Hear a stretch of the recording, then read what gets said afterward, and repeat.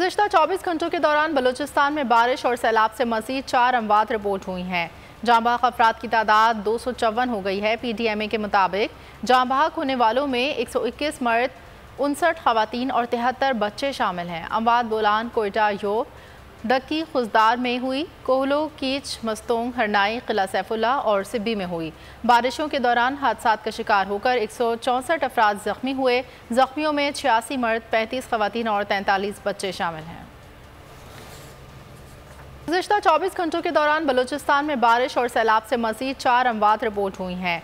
जाँ बहक अफराद की तादाद 254 हो गई है। PTMA के मुताबिक जाँ बहक होने वालों में 121 मर्द, 59 खवातीन और 73 बच्चे शामिल हैं। अमवात बोलान, कोयटा, योब, डक्की, खुजदार में हुई, कोहलो, कीच, मस्तोंग, हरनाई, किला सैफुल्ला और सिब्बी में हुई।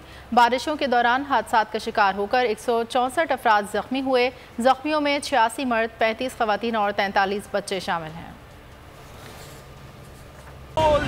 एक बार फिर नंबर 1